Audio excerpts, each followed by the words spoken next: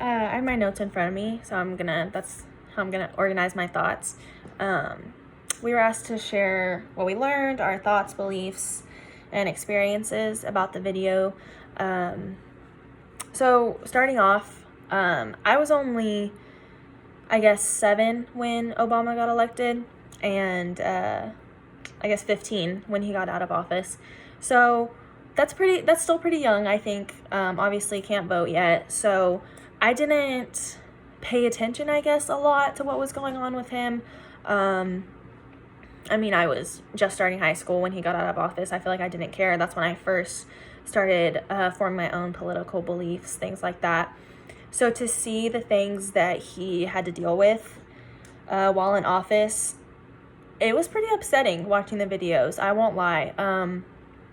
I mean, just the way he was treated based on being the first Black president, I think it sucks, for lack of better words.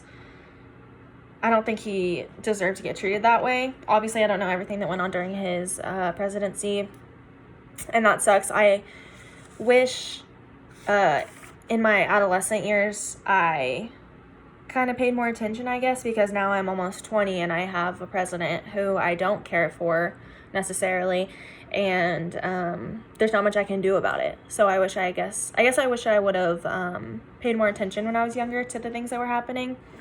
For example, I guess starting off, Obama in 2004, the speech he made in 2004, that was at the very beginning of the video. Just the unity that his persona carries, I guess, and the power and excitement his audience has when he speaks. I loved that. I think he really cares and cared for the citizens of America, and not only people who voted for him, but even his opposers. Even when they were racist and xenophobic and just hateful to him, I think he handled himself well and things like that. Whereas Trump, when he makes a speech, I feel like his supporters do get excited and feel powerful, but not for the reasons I love. I think his speeches are more hateful all around, and I think it's a little frightening how strongly some people support him. But moving on, it's always a race thing, and sadly I think it will most likely always be a race thing, but it does need to be mentioned and it needs to be talked about, because that's amazing and that's great that Obama was the first Black president. I just don't love the way that the reporters talked about it. The ones who were being interviewed, like from Fox or CNN or CBS, they would talk about the things that Obama's opposers didn't like about him, being his financial decisions for the country or healthcare decisions for the country, what have you. But then at the end of their sentence describing those things, they would say, and he's Black. Okay, so are you admitting that half of the nation didn't like our president because he was Black? Like, someone will be racist all day long and make racist comments, but then say that they're not racist. But with those reporters saying those words exactly, you're kind of admitting that you didn't support him because he was Black. So, I mean, it just sucks. I don't think that's okay. Obviously, I hope that changes in the future. I think since he's been president, obviously a lot of ground has been covered with that issue, but obviously it's not gone, which sucks. But hopefully, I'm learning that it gets better. It does. The issue has gotten a lot smaller, I think, but obviously it still needs to be talked about and it needs the platform. Something that our current president doesn't give it. So that sucks. One funny thing that I noted was I was super young when Sarah Palin was relevant. And I didn't know that she posts on Facebook often, or she posted on Facebook often about the campaigns and things like that. And now Trump basically lives on Twitter. So I think that's crazy. Just like, that's the platform you want to have, and that's how you want to speak to your supporters. I think that's kind of crazy. And the whole birth certificate thing about Obama, I didn't know that.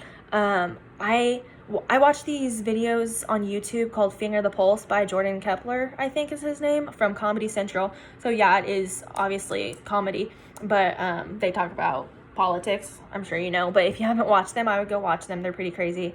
I only knew about the Obama birth certificate thing from one of those videos, and even then I didn't really know what they were talking about, because again, I was so young when he was in office. But that's just crazy that he had to provide his birth certificate multiple times throughout his presidency. That's crazy to me. Where of course a white president would not have to do that. But and I'm already going over time. I'm sorry. I just have a few more points. I think the race issue it has gotten smaller, obviously. But I think with our current president, I think he's making it a little harder. And not only with the race issue, but with the gender issue, LGBT issues, immigrant issues, things like that. I think he's insensitive to those things. He always says, "Make America Great Again." I don't know when it was ever great. But, maybe it will be. Again, I hope. One of the things that Trump supporters were saying is throughout the first part and the second part of the video, they were saying that a lot of his supporters support him because he's unapologetic and he says what he thinks and he doesn't care what anyone thinks about it. I think he's an ass, and I think the things he says are not okay, especially about women and people of color. I just think it's disgusting. And it's things that he said about Obama during Obama's presidency and things like that. So I think that'll continue to keep happening, and hopefully there will be a change soon in all these issues. And yeah, I think that's it. I think I learned a lot from the video, especially from Obama's segment. I think it's just crazy how much our country can change in such a short amount of time. And I hope it keeps changing and evolving, and I hope it gets better, because I don't think we're doing